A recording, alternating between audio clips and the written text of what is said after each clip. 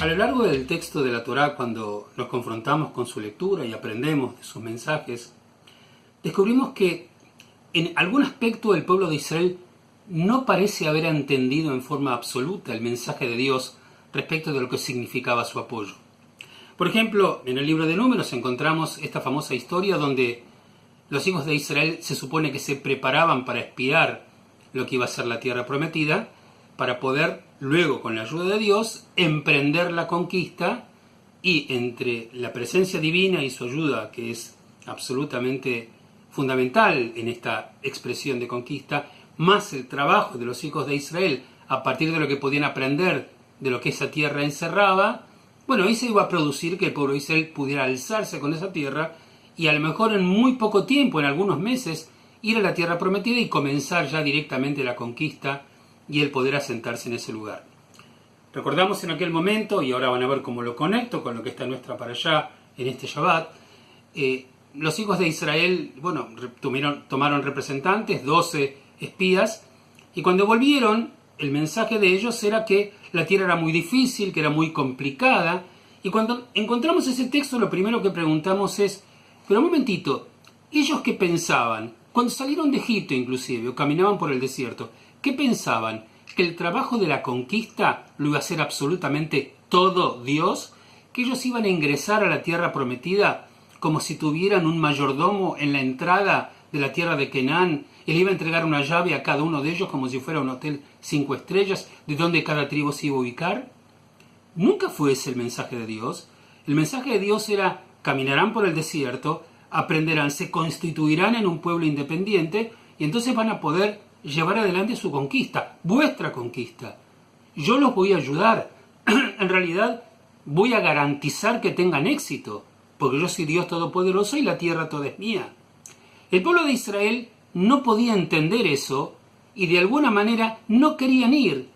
No querían la tierra, claro que querían la tierra, pero ellos no querían hacer la conquista. Y ese fue un error muy grave.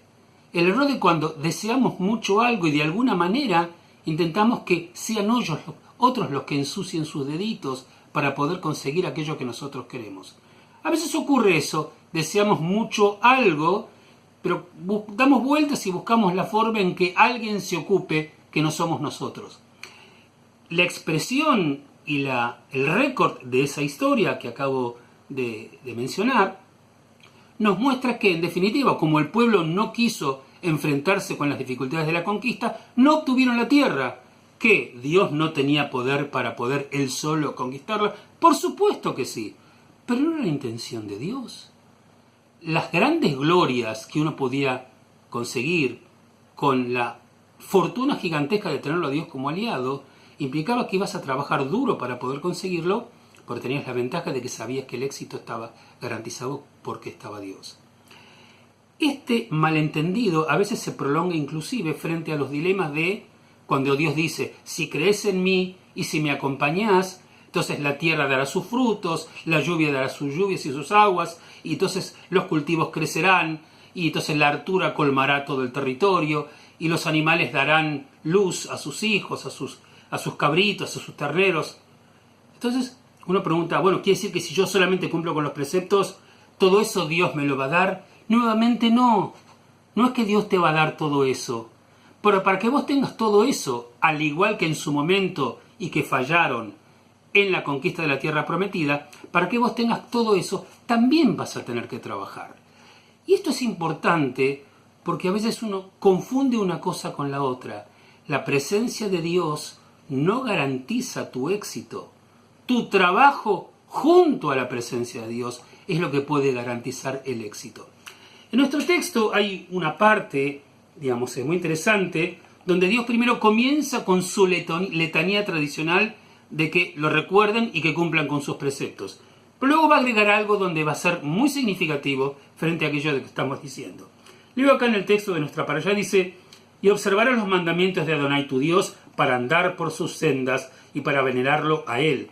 Pues Adonai tu Dios te va a traer a una tierra buena, tierra de torrentes de agua, manantiales y ontanares surgen en la quebrada y en la montaña, tierra de trigo y cebada, de viñas, higueras, granados, tierra de olivares, de aceite y de miel, tierra que no con pobreza comerás en ella el pan, no carecerás de nada en ella, tierra que sus piedras son hierro y de sus montañas extraerás cobre.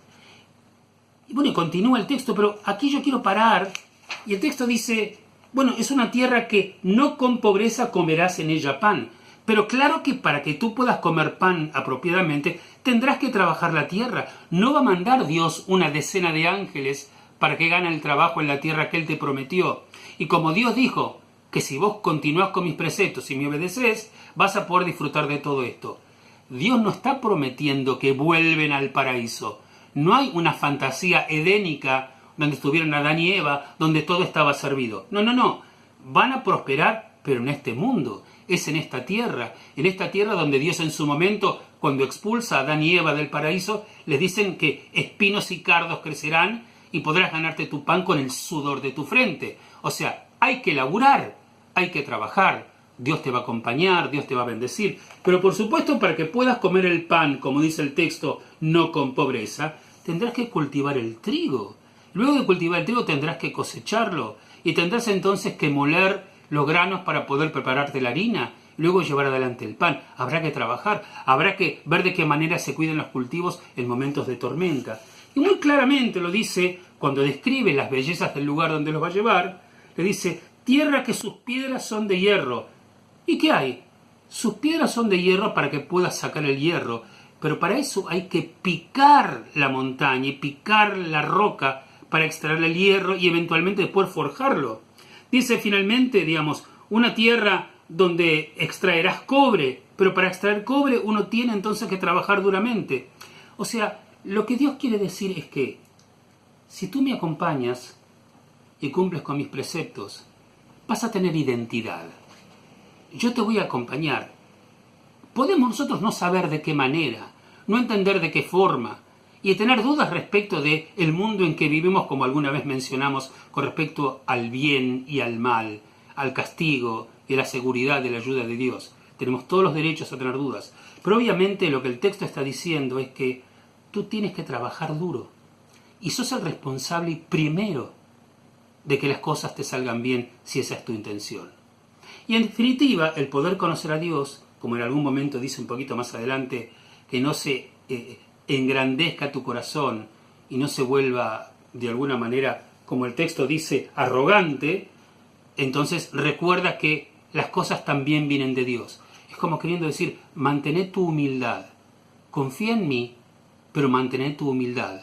Mientras trabajás, colocás tu esfuerzo en esa tierra para poder cosechar aquello que vos te estás proponiendo.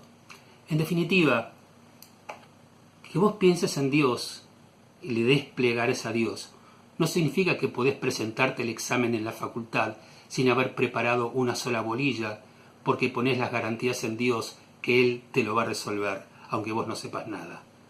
Dios no va a hacer lo que vos tenés que hacer, pero si vos hacés lo que tenés que hacer, es muy probable que Dios esté al lado tuyo, ayudándote, aunque vos no sepas cómo, aunque ninguno de nosotros entendamos cuándo. Esta es la enseñanza importante de la Torá.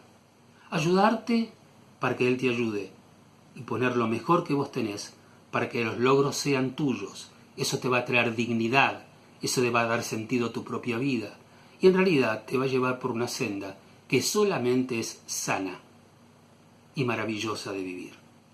Shabbat Shalom para todos ustedes.